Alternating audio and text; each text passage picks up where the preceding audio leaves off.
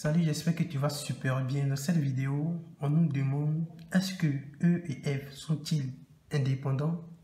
Alors ici, vous devez tout simplement savoir que pour montrer que deux événements sont indépendants, vu que ici les deux événements sont E et F, cela veut dire qu'il faut que la probabilité de E inter F doit être égale à la probabilité de E multipliée par la probabilité de F.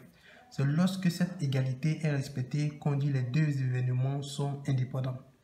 Alors, tout d'abord, on va calculer la probabilité de E. Donc ici, pour calculer la probabilité de E, ici, on nous dit que E obtenir un numéro pair.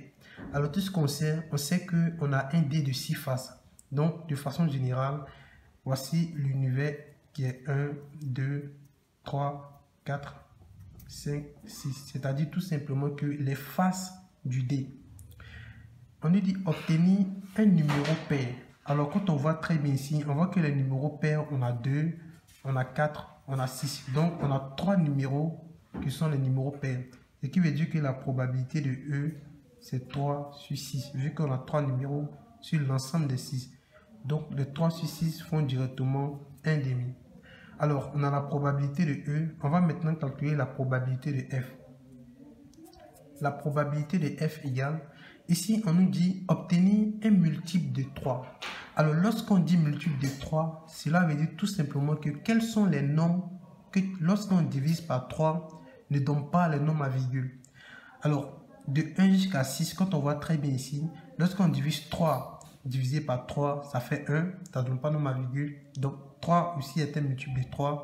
Lorsqu'on divise 6 par 3, ça donne 2, ça ne donne pas nombre à virgule. Donc 2 aussi est un multiple de 3. Donc ici, dans l'ensemble des nombres, les multiples de 3 sont 3 et 6. Vu que c'est deux nombres, donc la probabilité de F fait directement 2 sur 6, ce qui donne un tiers. Alors, on a la probabilité de E, on a la probabilité de F. On va maintenant calculer la probabilité de E inter F.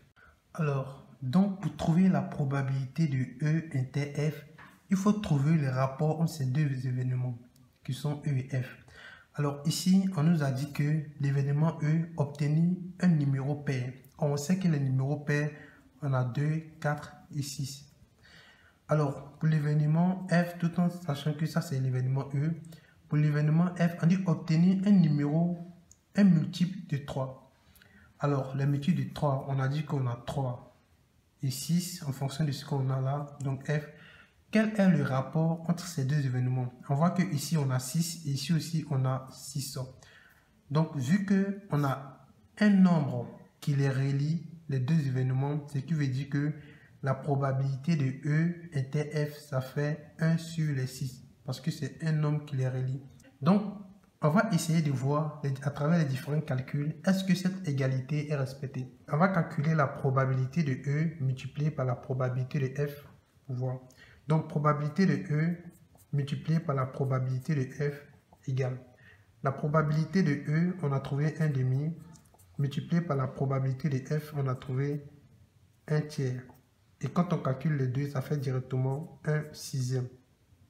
Alors, on remarque tout simplement que la probabilité de E inter F égale aussi 1 sixième. Ce qui veut dire que la probabilité de E inter F égale à la probabilité de E multipliée par la probabilité de F. On peut conclure par là que donc E et F, les événements E et F sont indépendants. Alors, j'espère réellement que vous avez compris cette vidéo. On se voit à la prochaine vidéo. Ciao!